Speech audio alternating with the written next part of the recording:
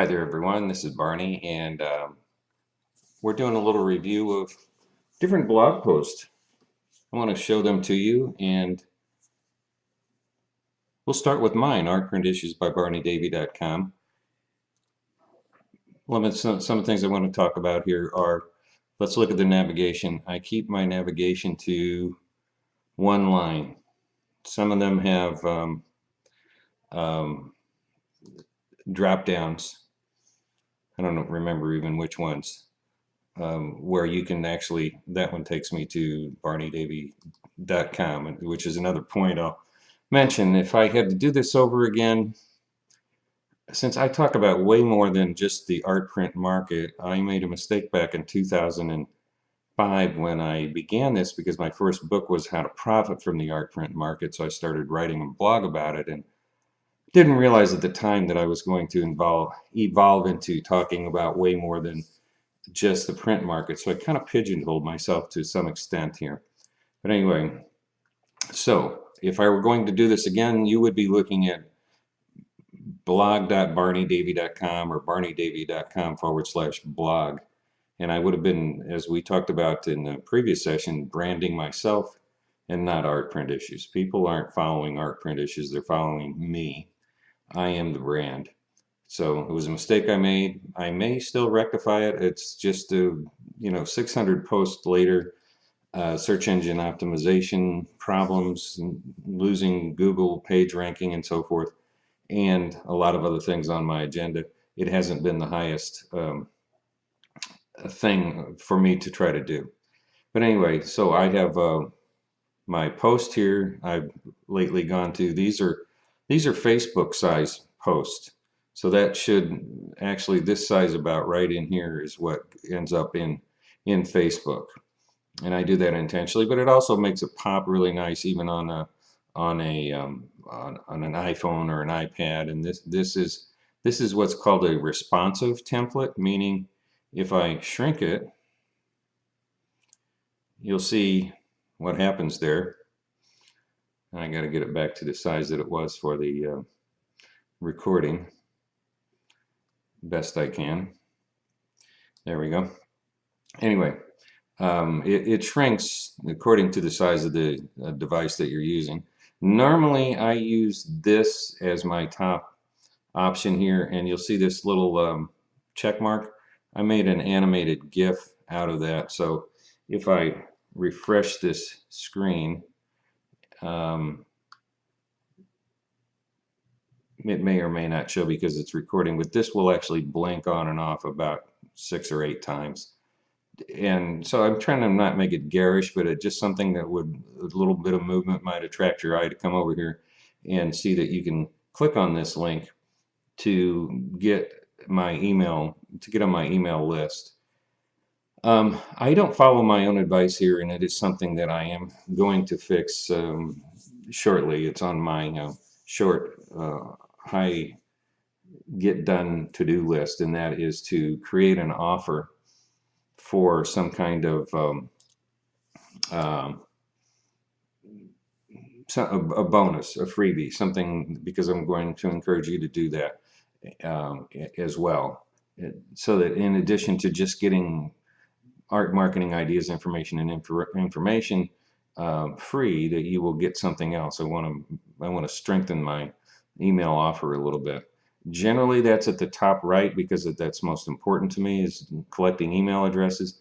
Just because I've been focused on this Art Marketing Mastery Workshop, I put this on the top. I'll be moving that down probably by this weekend, since we're already in full swing on this. I may even just take it off altogether. I don't know. I'm still getting a few people signing up, and I'm happy to do that because you can easily catch up with us. So you can see I have a video on here. I think that's important. And then I sell my book on interior designers. I try to keep this fairly simple. My top post, these are what people are clicking on at the moment. Usually like this one is the current post. Some of these other ones are like this one that was written months and months and months ago, but people are still coming back to it. It shows comments. I may be taking that off. I'm not really sure that that's how valuable that is. I make a little bit of money by people clicking on the Amazon site or by clicking on this Google site. Those are an experiment. I may be taking those off, as the income from them is probably not worth junking up the site. So that I try to keep it simple as possible. So anyway, that's my Barney Davy site. Let's look at some other sites. Here's a site called Boost Blog Traffic, and I recommend that you sign up for this because you can go get right here and get on their mailing list and learn all kinds of really useful information for free. And of course, they want to sell you into one of their how to blog programs, and I guarantee you that if you do, you will learn something. John Morrow is a hero of mine. He runs this business. He's a quadriplegic and is doing, I don't know, hundreds of thousands of dollars a year, um, blogging and all kinds of other things. He can't move his arms or legs, so he just does everything with breath, and he's in a wheelchair. He does more than most people who are fully able and capable can do with their life. It's amazing what you can do. So this is a guest blog here from somebody named Leanne Regala, who wrote this post on 49 creative geniuses who use blogging to promote their art. She didn't include me, and I'm, chagrined by that, but I understand. Anyway, I would encourage you. I'm going to have this link in the resources section on the art marketing resources page on my Google Drive.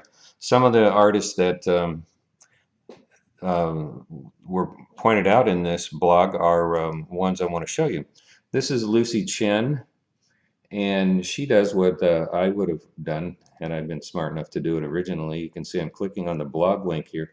So we were on her homepage, and now we're on her blog page, and I like this quite a bit. She's got a double small column. It's no wider than mine. Mine is about 300 pixels wide. She's using 300 pixels, but she's made it into two very slim columns here. She's also using a fairly large post. I think that's the going trend these days, is they have a fairly large size image as the header on your post. So sorry about the phone ringing in the background.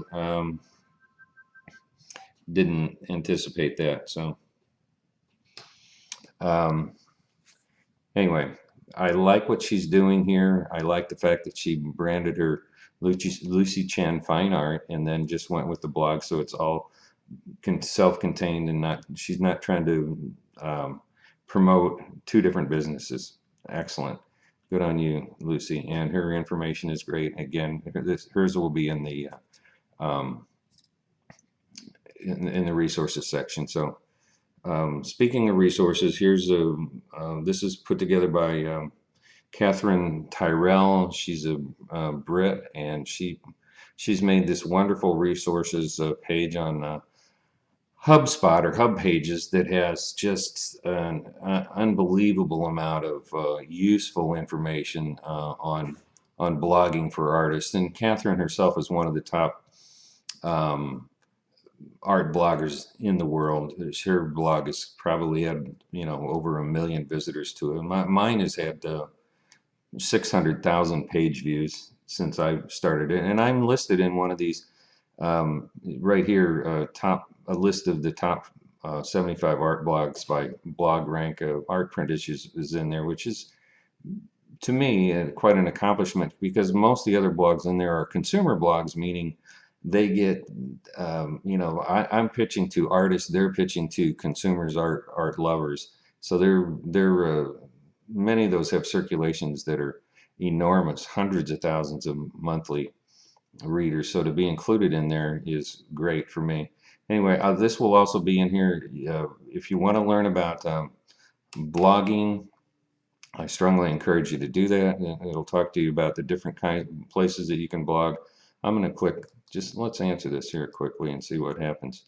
You can see that 47% of the people who've taken a little poll here use Blogger, which is the free blogging software from Google.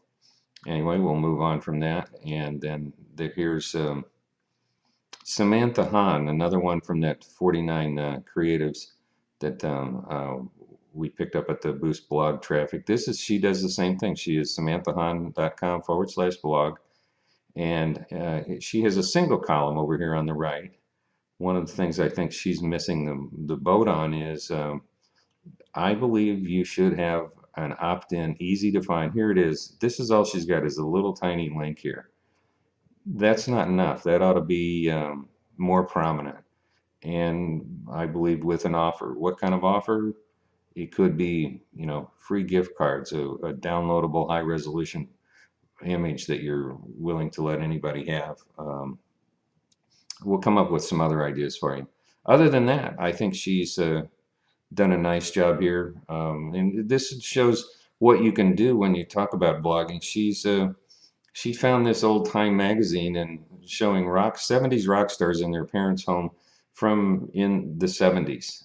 There's Frank Zappa, the Jackson 5, David Crosby.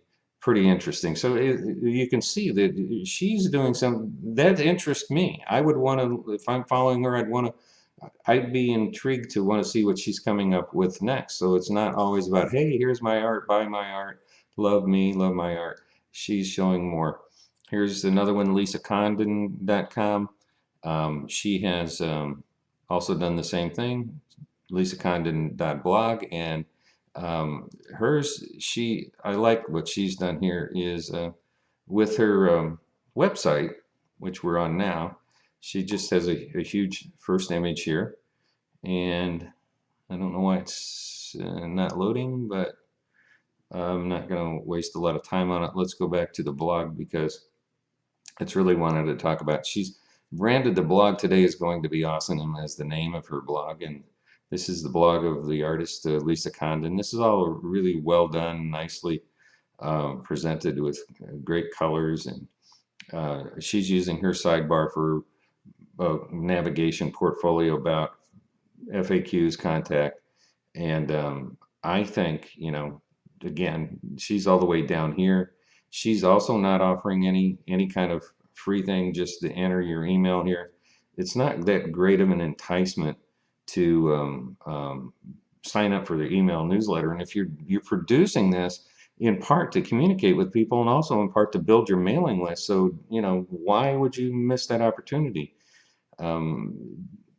Just my humble opinion. So there's some thoughts on blogging. I'm going to post this on YouTube and then make it available to turn it into private and just make it available for the members of the Art Marketing Mastery Workshop.